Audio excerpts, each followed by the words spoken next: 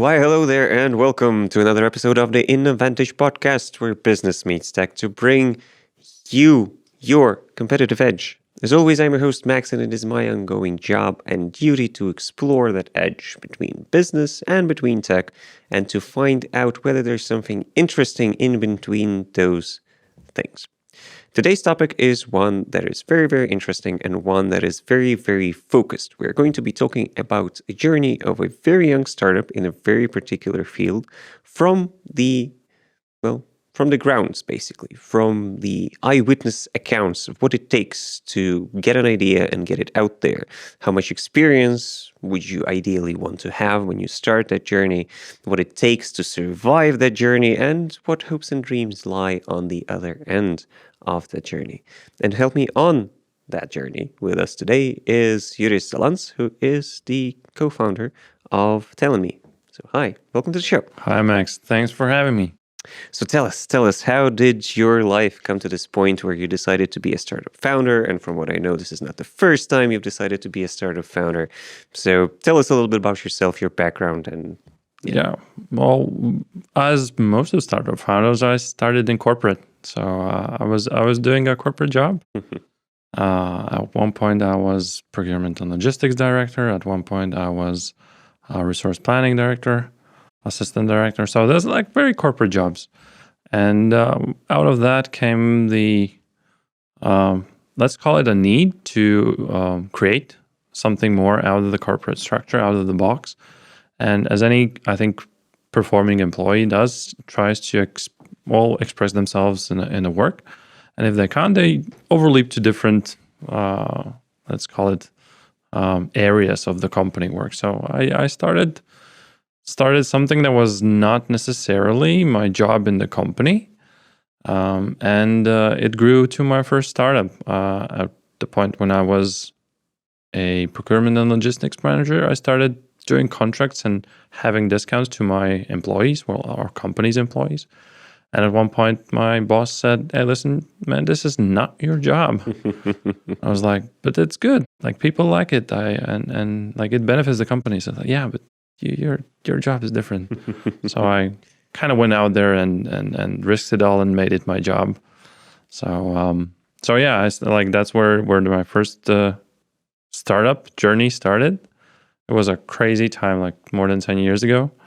Nothing like that existed in the Baltics that we created. It is actually something 90% similar to, if you know, Melp is doing right now in Lithuania. Yeah. Well, we did it like 10 plus years ago. It was at that time, we loved the idea. I still think it's a great idea. Well, evidently, right? They raised some funds, as I saw, and so it's a right idea. Probably we were just like a decade ahead of it. So yeah, but it was this is not my first rodeo. So why Talenme then? So why is this the current idea that you want to pursue? And maybe tell everybody what the idea even is, so what Talenme stands for. Yeah, absolutely. So we're building a referral hiring engine. So basically we're turning anyone like me, you, anyone that listens to the podcast into a potential helper for companies in finding their next employees. So instead of companies going to headhunters and paying the somewhat expensive fee of up to 2-3 salaries annual, now company can post their bonuses for helping them find their employees and pay to anyone. Basically, if you know if I will know that some company is looking for a good podcast host and is offering 2,000 for it, I'll recommend you. Oh, thank you very much. Thank you very much. But though it is a very beginning, so we'll see how you will act by the end of the podcast. Maybe you'll change your mind. Let's call it probation. Yeah. We'll see how I will potentially handle a recommendation. But it sounds like a very nice kind of neat system, very easy, very kind of streamlined. I mean, we're considering ourselves as democratizers of headhunting, because the way it works up to this point is that companies have very limited options to have external help. It's either recruitment agencies or a contract with headhunter. But we don't see why this couldn't be a marketplace where a company posts a job ad with a, let's call it a bounty, right? Mm-hmm. And anyone who knows that person can suggest the job for it. And also the recruitment agencies, the way they work is they actually have a contract with a company for finding them a CTO. So they talk with 30 potential CTOs, but they hire just one. Mm-hmm. So 29 CTOs that they potentially have talked with might be great CTOs for different companies. And in IT, you're always hiring. So the recruitment agencies could also maximize the benefits of their work done already. So it's like a marketplace in a way. Yeah. But how does it differ from like a traditional then marketplace, like a job ad, like Indeed or whatever? So the main differentiator. Well, the main differentiator is the crowd effect, right? Mm-hmm. So it's the way you look at the job when you're looking. Like, first of all, 70% of the market is passive candidates. Mm-hmm. So they don't look for a job if they have one. Only 30% of the all job market are actively looking to the job boards. And all the companies are competing in those active marketplaces like job boards. The passive candidates, however, how do you get to them? It's only through personal contact. It's only through outreaching them. Like you can tell your colleague to just call all the specialists on the LinkedIn that they can find. Good. You can have a headhunter. Good. Or now you can actually say, hey, we're looking for this guy. Here's a bounty on its head. Help us find it and get the bounty. And look, for example, how your employees help you find that. Or look externally in your social networks. Say the same thing. Offer 1,000 and see what happens. Yeah, it makes sense. So tell us then, how long has it been so far? At what stage is your journey? Like, what is your current priorities? So lift the veil a little bit on what's going on inside. Yeah, we officially launched in mid-January this year. So I think it's the 9th month and some days. At the time of recording. Yeah. So basically, like we've done to the first 9 months, right? So a baby should be already born. Yeah, and I think it's arrived. Because we like last year we had our first international customer reaching out to us, finding us themselves.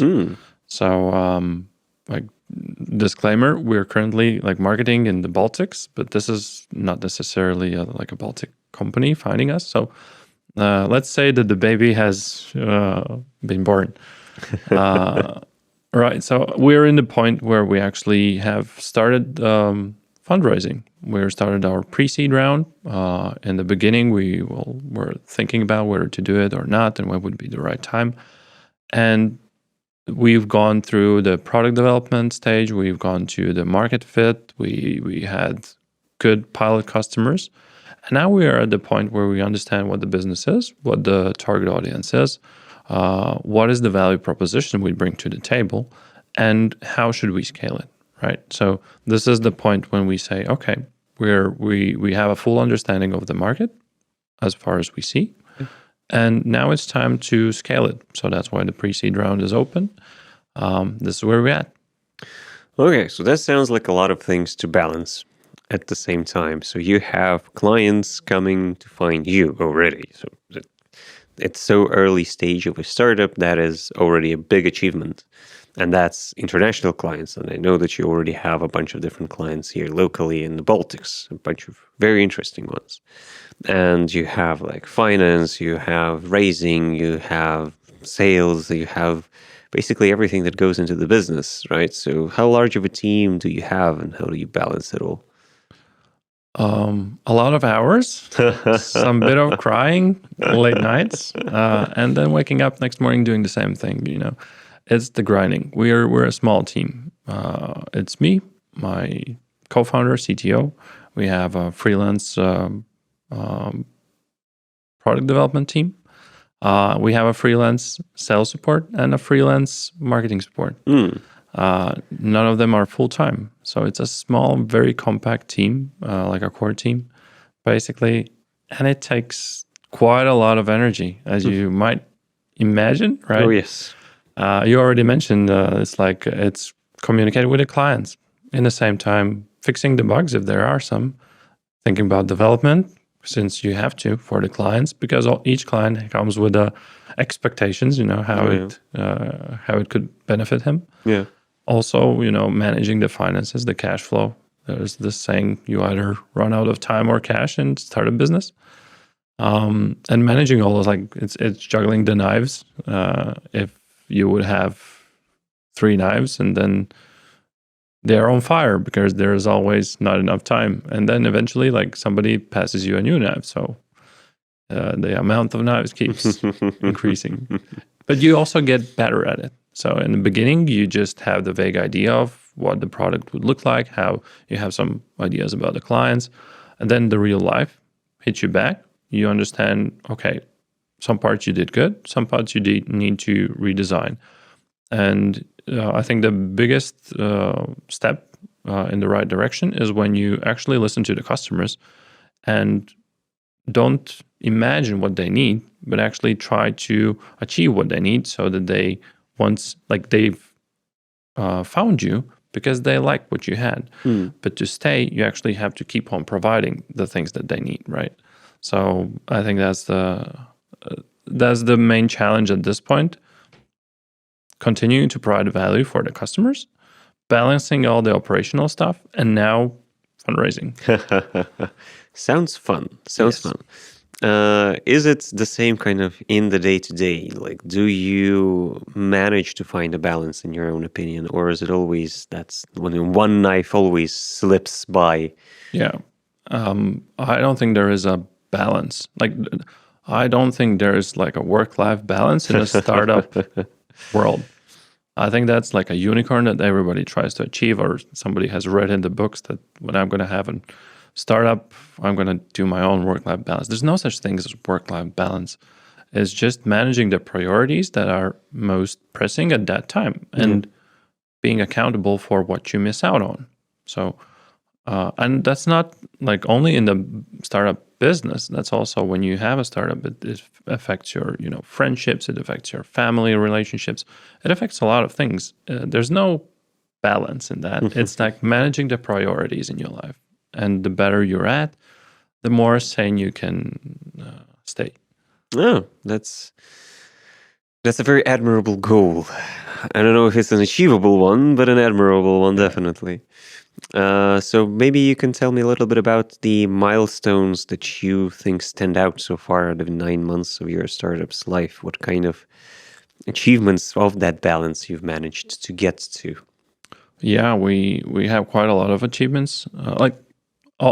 The fact that I'm here is a great achievement, and thank you for having me. Thank you for being here. So didn't expect to be in a podcast in the first year of startup, but outside of that, like, we've generated about 20,000 in revenue this year for a startup that pre-launched in January. Knowing how startups struggle with getting the first cash in, we think that's an achievement. Agree. So we also have among the clients the biggest retail chains testing out the product. We have the most known IT companies in the area testing out the product, and we have good feedback from the companies who already had internal referral programs, now being able to extend it externally. So I think the test pilots, as well as the first feedback, we're very proud of that. And we've managed to stay sane, in the very short 9 months dynamic run. We still, as a team, talk to each other in a very, teamly manner, because there always is not enough time, and there's always is so much things to do that it's easy to get agitated and lose the kind of good feeling in the team. At least, like, if you're building and you're very highly motivated and you want to get things done. So maybe you can tell us a little bit about that specifically. What kind of maybe rituals or, I don't know, secrets to maintaining that level of effective communication within a small team where everybody has so much going on that I believe maybe just talking about it will take you a whole day. Yeah, I think you don't have to communicate absolutely everything. I've heard so many podcasts saying that you have to be everybody has to know everything, and it's super important. Everybody has to know enough so that they can do their job the best way possible. But you also can risk overburdening people with the things that they don't have to think about. So let's say if I'm in a fundraising phase, I'm telling the big picture, like where we're going and how we're doing that, what championships have we been accepted in, or what competitions we're in, like what's the outcome of that. But there's little to no things that most of the people can help with that. So I'm just sharing the necessary part. Whereas in the product development, everybody can jump in with their 5 cents to make the product better. So we should communicate more about the product and the development of it. If we see some kind of fixes, or if we have doubts of whether the customers need it, or whether the customers say they don't need it, then we should communicate very clearly about that so we can solve it all together. So I think it's not that much about the rituals. There should be some, but it's about communicating what matters and don't over communicating and making noise. That is a very interesting insight, honestly. Like, yeah, there is a lot of focus being put on the constant flow of communication, where communication needs to be maintained and you need to talk about all the things all the time.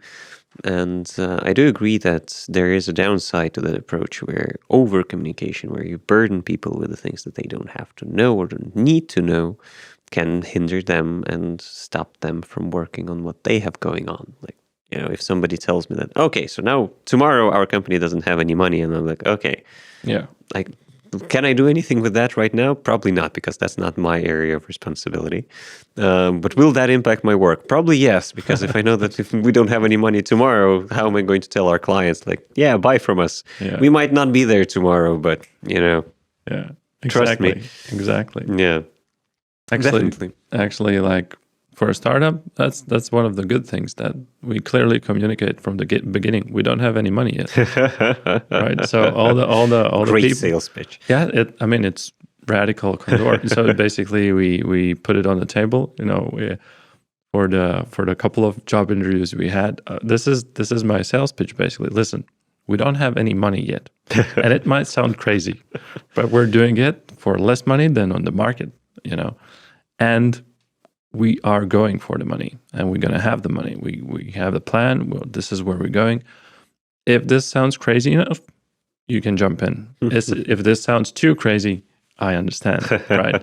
So then you have the expectations leveled out. And then, if there at some point the money appears, everybody's like, oh, that's a good benefit, right? Yeah. But the people are not necessarily in the beginning for the money in the startup, right? They're for something else, to build something, to improve on the world, to create something that is currently not available. Yeah. So you magnetize the people with the money in the second, area. Mm-hmm. Yeah, that makes sense. I am always been a fan of being honest in sales pitches. So I do pitches a lot, and I have been doing them a lot for a long time now. And yeah, I believe honesty is kind of the best approach. Yeah, you can say that you're bigger than you are. You can embellish the amount of clients that you have or the amount of revenue that you get. Honestly, nobody's going to be able to check, right? But at the same time, it starts off a relationship on a very wrong foot. And when you're B2B, as you are, relationships matter. Like, you don't need, or you're not capable probably of having like thousands of clients coming in at the same time.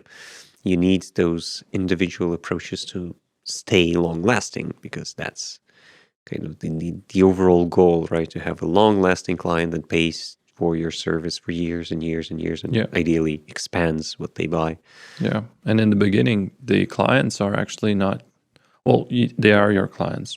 But we also consider them our product developers in a way, because the first clients are the crazy people who heard your idea and thought this could work. So those are also your first people to go to when something doesn't work, because they like the idea. So you can work together with them to make that work. So it's not just the clients that you're getting in the first year. It's as you said, the long relationship. And ideally, they stay up till the point when the product actually works as advertised, as they expect, and ideally even better. So they are content for actually helping you build it and being a part of the process. Yeah, I agree. Customers play a huge role in product development to a sense. And even if you're not a product-based company, if you're like us, when you're a service-based company, when you do that service, especially for a long period of time, for us, it's very important to understand whether or not that service still aligns with what our customers expect. And as you know, tech, it changes every quarter, like everything. There's always something shiny, something new that everybody tries to get, tries to implement, tries to change around. And then there are external factors that work around us where things change on the outside, where you need to adapt to those changes.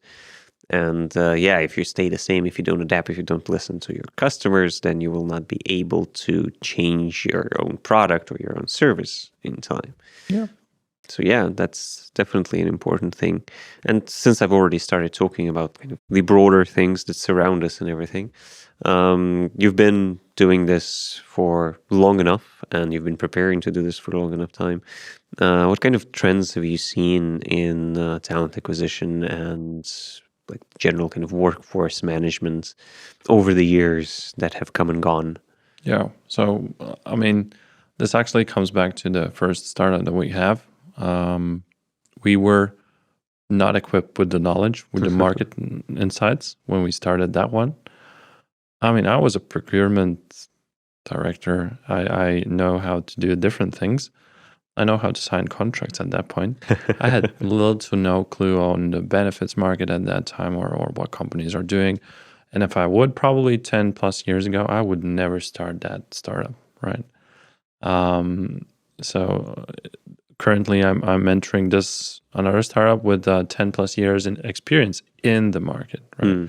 So in a contrast to that one, I actually had a chance to go through many clients' tech-related problems because from the moment that we started the previous startup, there were other things in my career that I tried out, being a tech consultant, building not a startup, just a regular company of consultation.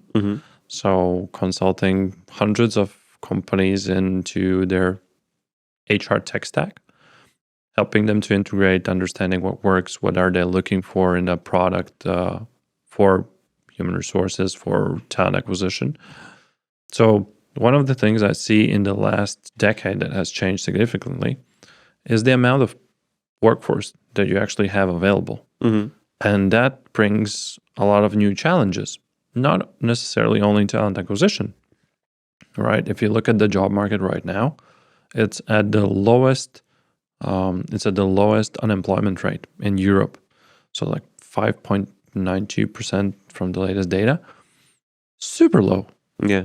And what that means is like everybody has a job. Like the people you're looking for, they are employed.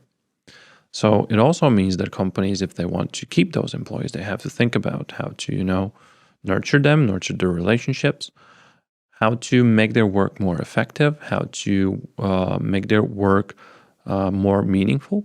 So it brings a lot of company, like employee-centric focus for companies to be compatible, to be competitive in that market.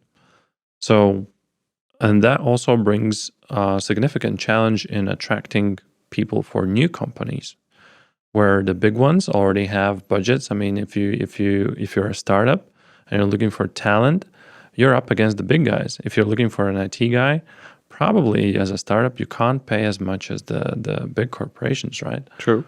So you have to be smart enough to use all the options available and to be very resourceful. So yeah, I think like one of the biggest changes that most of the people already have jobs, and it impacts everything else around the companies and how they manage their employee workforce. Also, if we're talking about talent acquisition per se, most of the people are not looking for jobs. right? Yeah. So we're at the point where the economy is rising, like the inflation is rising, but the salaries are also rising with that.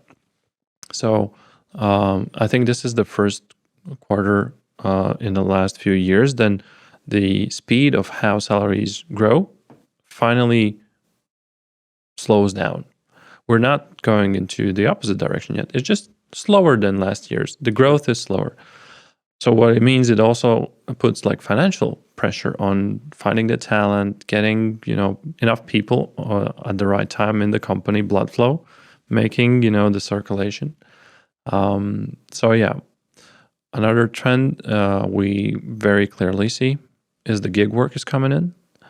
A lot of external, especially HR processes, have been externalized. So companies tend to go for agencies and hiring through agencies because the internal capacity has reached its limit. Mhm. And instead of hiring another person, they're just going for, headhunting or recruitment agencies. And that's where we see the companies turn to their employees as a resource. In our case, it's a resource to attract another talent, but not necessarily that at all. In many companies' cases, it's another resource for the company's brand awareness, for the PR. Yeah. So we see that companies try to use their resources smarter with every year, and the tech market in HR is getting more competitive with every year. So since the most expensive resource is also like man hours, the companies start to understand the significance of having good employees, nurturing them, having them acquired on time. And even when it comes to letting people go, companies start to do it the right way to have an open door if they want to come back. Because once again, there's not enough of them. Yeah, that's true. That's true. I think the market is in a very confusing or confused position right now, where a lot of people, or a lot of companies rather, are looking for employees to hire. A lot of them, like there are a lot of vacancies out there right now.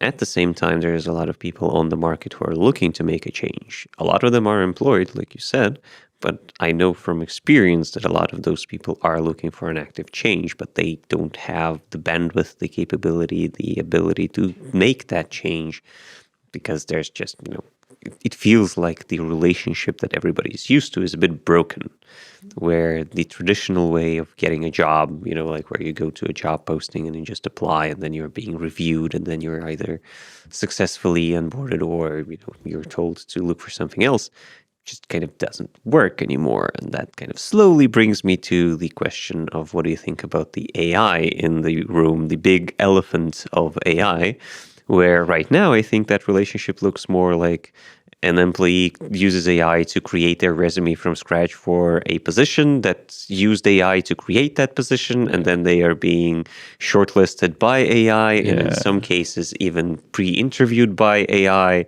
So that point where two people sit down and talk and find out whether or not they are fit happens so far into the process, where a lot of the time it doesn't happen at all.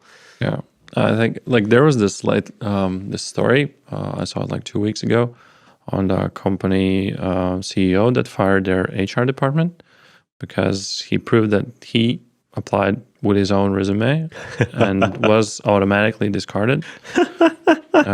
So that he proved that basically AI that the company had auto rejects based on different variables than what he would expect and was communicated with HR.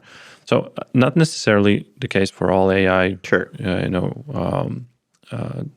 ATSs or candidate systems, but it is an interesting topic to kind of ideate about. Yeah. As you said, like many candidates create their resumes with AI, and a lot of company HRs currently evaluate people based on what AI suggests them. Yeah. To be frank, in our platform, we had an AI. We have it still, but we've turned it off. Yeah. Interesting. Tell me more. Why? Yeah. So we started 9 months ago with AI as a support feature, right? To score your candidate very fastly, very quickly. We understood that there are two types of HRs. One of them super excited about that. It would make the life easier. Another very cautious one, and let's say corporate restricted. So for corporate restrictions, the new AI Act threatens the heck out of them because it's like when GDPR came in, like the new regulation, everybody was scared of it, but nobody understood what it is. Yeah. I think we're at the same time with AI right now. There is this AI Act coming in. Everybody's scared of it. Nobody knows what it is. And until there's clarity and until there's time to understand and process the whole information to see how it works in real life, I think that people will be slightly resistant to that. But AI can help you in scoring the candidates better if it's done correctly. In our system, we saw it. There's like the pro version where you can still turn it on. It works. You have to know how to use it properly. You can't blindly just agree with everything that the AI gives you, but it's a part of the system now, and it will be in the future even more so. Where it gets interesting is like we're in the referrals as a service business, right? So we actually operate on human-to-human interactions on the touch points that I think Max is a great podcast host. So Max, I'm sending you this job offer for your consideration. If you like it, apply. If you don't, you don't. And when I do that, we're going to have some sort of conversation. Why did I send you this? Or like I would give you some hints. If I just send you a link, you probably would say like, Juris, stop spamming, right? Or is this phishing? Probably. Yeah, right. So there's going to be a human-to-human communication about that. If you're going to apply to that position via my referral, if I'm open and saying that I referred you, the people who hire will see who's the referee, right? So I have some, let's say, trust credits for some companies. I have, like, especially if I've been working for that company and I'm a good employee. If I recommend someone, my candidate will be much more likely to accept or being accepted than just a random person from the street, because I know you, company knows me, and if I say you might be good, company kind of trusts it at least a bit that I know what I'm talking about, because I put my reputation under risk as well, right? True. And also, if I send you this invitation to apply for a job, we're going to have this conversation, and also I'll give you my trust. Like, I tell you that this is a good company to work for. I've been either working for it or I'm working currently. So you have more reason to go for application. Even if you're not looking for a job, you can just check maybe the salary is better. Maybe there's more, career options. Maybe there's something that I know as your friend that you've been always looking for. And hey, this company has it, so you should check it out. And I think you're absolutely right in the sense that in the future, this will or might be very important aspect for not only the people to get hired, because it's already very hard to get hired in some positions without a referral or recommendation from the top, right? But also for the companies who want to kind of get the positions filled with high quality candidates and not go through the hundreds of somewhat decent, maybe okay, maybe irrelevant candidates who just applied on the passing. Yeah. So then, in the end, looking at the market holistically right now, do you feel that Talenme addresses that gap of lack of communication? Will it make people closer, or is it just an adaptation of the market where, we'll still have AI from both ends, but hopefully if you put reputation into the mix, like you said, or if you put a bit more trust in the process, the whole process will get better? I see that in the future, the AI will be helpful in this realm as well. Not necessarily as an automation tool, because we trust AI to a limit of information barrier, right? So we trust if it tells us the information about something, we kind of trust it, validate it, but still it's like probably right. So I think AI will be there in terms of talent acquisition and even screening. But it also in the future, we see that AI will be in the matchmaking process as well. And the way we see it in the future, hopefully in Talenme as well, there might be an option for you to kind of attach your whole network to the platform and get notified when, let's say, a company is opening a position that your friends might be very fit for. And if you feel like this is a good position for your friends or acquaintances to be recommended in, you would be the missing link, right? And it would be your choice whether to do it or not to do it, depending on whether you like that company who's looking for a job or for an employee or not, or whether you're interested in getting referral bonus or maybe this is not the right time for you. So yeah, I think both AI plus the human touch in recruitment specifically, the human touch will be hard to kind of leave out.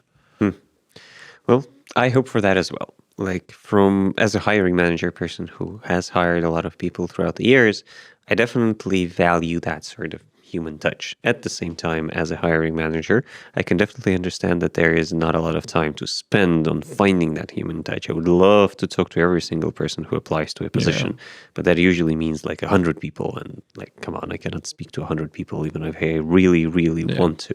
There needs to be some validation. There needs to be something in the middle to help us both make the best possible decision. Yeah. Let me ask you a question. As a hiring manager, imagine this imaginable situation that you're looking for, let's say the next CTO, or let's lower the bar, a developer, right? Yeah. So you have 3 candidates applying. One, never heard of it, just hi, my name is Juris, I'm applying. Another one, also, hi, my name is Juris, but with a tag recommended by someone you know, right, in your company, who has been working for your company. And third one, from, let's say, an employee currently working in the company. And you have only 3, which one would you open the first? Open, you mean like read the resume first? Yeah. Tough question. But yeah, I'll definitely consider the recommendation. Right. This is definitely something that will get my first reaction. Like, generally speaking, I try to be impartial when I hire, skill sets, regardless of the background, regardless of, race, creed, whatever. But at the same time, like I said, it's easy to make that choice when you have 3, right? Yeah. Well, I'll take a look at all the 3, but, probably the first one is going to be one with a referral. But if I have like 300 and I have like 5 referrals inside of them, probably I'll take a look at the 5 first. Exactly. So if it actually gets bigger as you scale, because people are wired to be, in a way, lazy or energy saving. I mean, it's not laziness as per se, it's just saving your efforts. If you know that, like, for example, you can read that book and find that in the information in the book, it would be the equal of reading all 300 of resumes. Or you can ask that AI to kind of give you a summary of the book if you're looking for the specific topic, right? So in this sense, it's also what the platforms can do for you instead of you going to read all the book. If you're just after one chapter of it, you can just say, hey, give me a summary of that chapter and tell me if it corresponds to what I'm looking for. And then when you have this option, out of the 300 that you don't know, you look for something that gives you credibility and, potentially offers less time spent. And then there's the referrals, then there's the headhunting. That's why we are okay with paying extra to kind of get our time back to us for more meaningful talk. True. But again, you have to look at kind of the other side of the coin where you're a young professional, for example, or only starting out. You don't really have an experience that you can rely upon, right? You don't have that much of a network of people who can recommend you to do stuff. So from their perspective, how do you feel, what is the correct way of building up your career from scratch where, if everything is done through referrals, how do you become referred in the first place? Yeah, the starting, as in startup, good luck. That's a very optimistic view. Starting a career, the same way as in startup. Just good luck, push hard, good thoughts, good vibes. Positive vibes. Think about the end game. It's going to be all right. There's no, I don't think there should be expectation that when you start your career, you're the big shot. Like when we as a startup, I don't think we're the big shot. We're the smallest fish in the pond. No, we just spawned here. Yeah, yeah, 9 months. Yeah, 9 months. We just like this is good. Swimming is good. And the same thing is with starting a career. You need to manage your expectations according to your level of seniority or experience in that area. If you're just starting out, just apply everywhere. You don't have any experience. Just be thankful that somebody has a shot at your resume. And if you have that option of getting into an interview, be a nice person to talk to. I don't know if we can swear on this podcast, but just YouTube hate us if we do. I'd love to, but I would swear like every second word probably, but no. Yeah, but I mean, just be a decent human being in the interview. Don't be too bossy or don't think about yourself too much, because company's just trying to find a good colleague. You'll be all right. I mean, there's only so many people that companies are looking for in senior positions.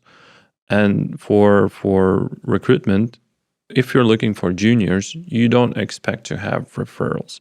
So that's why our platform currently has like majority of the positions that our clients post are mid to senior, IT, fintech, sales verticals. The people which are very hard to find for headhunters without somebody recommending who to talk to, and for companies to actually get those people because they're working somewhere. So you should be safe. Not everything's going to happen with referrals. I mean, referrals are gaining traction. I think it's 2024's data. Accenture published that they're hiring 27% of their employees through internal referrals. Yeah, that's a lot. Every third person is referred. But you also have to take a look that Accenture has one of the biggest senior developer, realms. So they have a lot of great talent in the company. You have to look for the positions that make sense as a junior, and you'll be all right. Yeah. Well said. Well said. There's an interesting anecdote, actually. We recently hired some interns, and it's very hard to judge whether an intern is going to be a good fit or not. Because again, from an employer perspective, you don't really have a history. Yeah. You cannot rely on any sort of referrals. You cannot really rely on anything. You're starting with a blank slate. And there are systems, there are processes that help you move along. But even then, I still got some referrals from people that I know that saw like, oh yeah, I heard you're looking for interns. Like I know that guy or that girl, and they could be a good fit because X, Y, and Z, because they have the mindset, because they want to succeed in that area, because they've heard of you and they want to work with you specifically, or some other recommendation of that sort. And it really helps. Like it's not a high priority hire, of course. Yeah. It's not a C-level hire where your cost of mistake is very high. Yeah. So you can easily kind of make a mistake and you're like, well, yeah, what can you do? Well, it's all right. Yeah. I mean, also for interns, I think that the referrals work differently when it comes to high volume positions or hard to find positions. Yeah. But for the interns, I think it might be, this is hypothesis. We don't have any referral intern position. We haven't had, but just this is my hypothesis. Like, for example, if I would be looking for an internship, like intern for the position, and somebody would say, hey, this dude is pretty cool. He was intern like 2 months ago for me. He might be really cool for you. I would stop all the recruitment process, call that guy, hey, you want to be an intern? I don't like this. Like, it's important for me to get that intern, but I don't want to spend 3 months in finding an intern. Sure. So if somebody said you're good, just tomorrow, right? So yeah, it might be the different value of referral in different levels. Fun fact, in the previous entrepreneurial past that I've had, I've seen 2 CVs. Like I've seen the CVs, diagonally. I have never hired for the CV. I mean, if you need a driver, probably you should check if that person has a driver's license. But I always hire for attitude, and there's one specific trait I'm looking for. It is capability to learn new things and wish to do so on your own. Sure. So you don't want, especially as a startup, you don't want people you need to manage. You want people who are naturally self-managed with their own thoughts and who need your guidance to validate them. But you don't need people who has high degrees and are waiting for tasks, right? You need people who maybe even don't have a degree, but they really love the topic or love the subject and are really eager to learn and to try new things. And through that, I think like any startup, if they would magnetize people like that around them, imagine the power of 10 people interested in learning and developing and just looking for guidance rather to what to do. So yeah, that's what I'm looking for. That's a very valuable trait, especially in our day and age, especially if you're working in tech, where everything, again, changes all the time, where you kind of have to stay ahead of the curve. You have to learn new things. Otherwise, just the whole industry will jump by and you will not even notice when it happens. Yeah. So yeah, I definitely agree that it's a very valuable trait. And we've touched a little bit on the bigger trend of the gig economy, so to speak. And I do believe that it is more and more on the rise. Even in your example, like there's a lot of people that are there part-time, that are there for specific reasons only. How do you feel it will go next? Is the new normal where even C-level positions share, like everybody's a fractional C-level person between like several businesses because no business needs somebody full-time? Or is it going to be kind of like where you're an intern at several positions at the same time, but the higher you go, the more concentrated you become? I think it will differ from position to position, on the industry to industry. But if we take a look at the trends of like generational job changes per generation, there was actually this year's survey of Marsh Mercer, and the Gen Zs are promised or predicted to change between 20 to 30 jobs per their career. 20 to 30 jobs per their career. Like millennials, 10 to 12. So it's 3 times more jobs in your lifespan, like an employee lifespan. So where does it lead us? Gig economy mostly? Probably not specifically that, because you need still, like for some jobs, you can do gig economy. You just learn a trade and then you can be a plumber any time of the day. Like it's you need to know the skills. But to be a marketing specialist in a position, well, you need to have some kind of onboarding for that. You need some time to get to know the company, to the values, the client audience. So not totally gig economy, but some kind of a hybrid of, I would call it a project economy, where we would in the future work for not a company, but let's call it a project of that company. And you can switch those projects with relatively shorter time than it's expected to work in a company. And also it kind of makes sense if we look at how people work right now. I mean, the platforms like Fiverr is growing because people want these gig works or project works. And companies are having more and more trouble getting long-term employees. Like somebody works for 10 years. That's an amazing achievement now. Yeah, that's true. Like 5 years, it's already worth of applause, right? Yeah. The expectation of an employer currently is 2 years. If the person has worked for 2 years, this is a good hire, right? Yeah. So I think this is what we're looking at. And in that market of constant change, anything, may it be platforms, technical, may it be referrals, human or automated, may it be self-service hiring, whatever process can speed up the point A to point B, like from posting to getting hired, whatever can shorten the gap in a business that's always changing and looking for new talent. That's what should succeed. Yeah, that makes sense. It's still up for debate whether or not it's going to be a net good for people or a net bad or a net neutral versus the current system. But I do agree that future is definitely possible. Yeah. And there are a lot of trends that go towards that kind of future. So then let me ask you a similar question then. If you have a couple of resumes in front of you and one resume has like a bunch of different projects, like I worked for like Amazon for 3 months, I've worked like in parallel at, I don't know, Oracle for another 3 months, and then blah, blah, blah, blah, blah. And you have a bunch of those things jumbled up together, and you can see that they're overlapping, and it doesn't really paint a clear picture, but you see that there's project work. Yeah. And then on the other hand, you have like a career, like engineer, for example. Let's focus on engineers, right?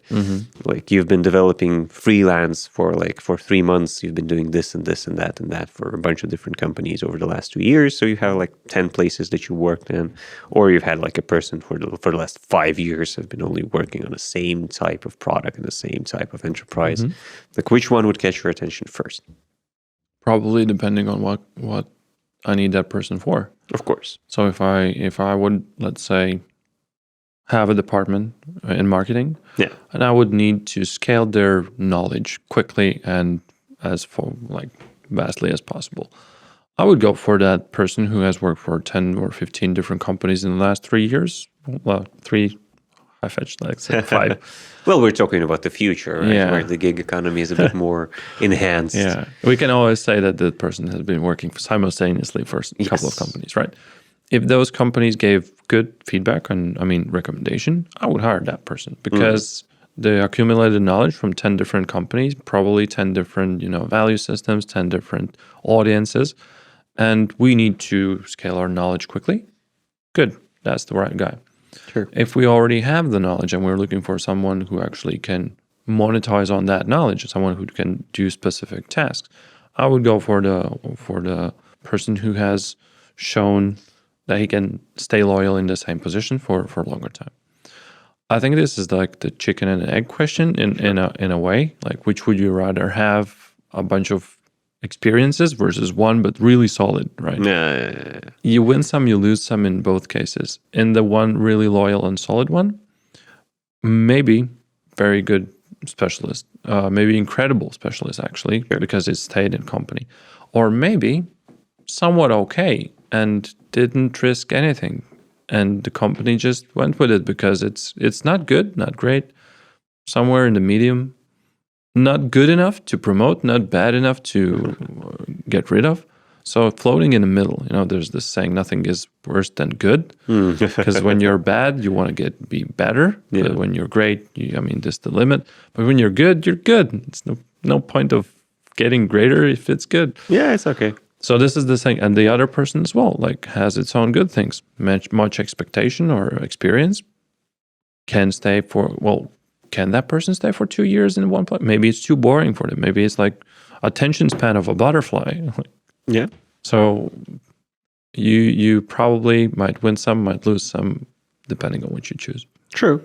That probably means that there is going to be room even in the most giggy future for people that stay for long periods of time in the same places for focusing, I guess. Maybe not as much. Maybe that's not going to be the norm, but there's going to be place for it still. There is an interesting trend in the latest generation that they choose not the most paid positions, but the ones that match their lifestyle expectations and their life balance, let's say it like that.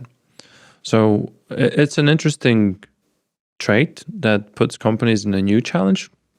So before it was about salary and making good money out of that, and now it's about not overly exhausting the employees, letting them be people, right? Not going for that 110%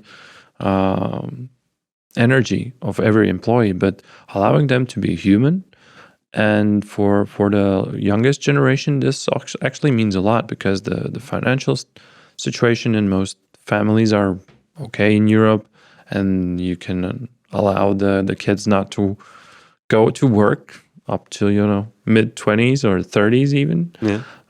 And they can live with the parents, so there's no pressure on shortage of money. Like, not in all families, but of course, for the average European, right? Statistically. Yeah. So the pressure is less, and the expectation is more out of the work. So yeah, that's an interesting trend. I think there will be a place for everyone, since the dynamics of each company is different, since the appetite for finances of each employee is different, and each company is different. So it just gets more diverse. True. They are absolutely right. Yeah, and well, we will see where the diversity leads us to, and hopefully it will be something nice and fun. Yeah, let's fingers crossed. Yeah, fingers crossed, and not something horrible. Yeah. But since we are talking about the future a lot, let's talk about the future of HR tech. So what do you feel is the next big thing? Is everybody going to be focusing on those marketplaces and platforms like yours? Or is it only a part of it, and HR tech will move towards, AIs talking to AIs? Like I have my personal AI that knows everything about me, and you have like a company AI that knows everything about the company, and they kind of interact with each other very fast, very efficiently. And then I know if I need to go to that interview, and the interviewer knows if I need to go to that interview or no. I think it also very correlates with, let's say, in which region you're in. Like if we're talking about Europe, in each country we have our own, different rules about how we post job openings, how we hire, what we can ask and what we can't ask. If we as a European Union actually make the rules similar in all countries, we can centralize that. I mean, and then startups like, I heard this company doing blockchain CVs so that, it always stays there. Any company can access them and you see who opened them. I mean, then the centralization makes sense. But if we have, 20 different rules and regulations, and then it makes no sense. Sure. Also with AI, I think majority of the companies will adopt it in HR processes at some level. And those who will not, either will have some strategical reasons why, or just the lack of competitive advantage. And in that case, it's like, a losing game. Sure. By everything I've seen so far, AI is somewhat inevitable in human resources. AI in employee well-being, analyzing the stuff. Like HRs are not natural analyzers. They're not mathematical by no means. They're human-to-human people. Nice people mostly, but they're not necessarily analytical. So wherever AI shines in analytics, so let's make 1 + 1, right? A hiring process, right? HRs are great at people-to-people interactions and actually getting the feel of the people. Are you lying to me, or are you not, are we gonna be good, or there's a trick, right? So AI is bad at that. Even sarcasm, AI can't catch all of it, or at some point may mistreat it as a command. So also, let's put AI plus a human, right? In the referrals business as well. AI is great at finding the matches. But have you ever had a call that is AI generated? From a robot that calls me and then tries to sell me stuff? Yeah. Yeah, definitely. How do you feel about that? Annoyed. Exactly. Frustrated. Exactly. So this is also another case of, let's say, we see that AI can help in recruitment, and we see that AI can make great matches. Even if the AI speaks in a very human voice, it's like a friend calling, but it has to say that it's an AI calling, right? Yeah. So the moment I hear it's an AI calling, it's equal in my brain. It's a machine. It's a recording machine. Yeah. So I'm not interested I don't have time for recording machines. So this is where we see that the referrals and AI comes together, matching, but then the human takes over, right?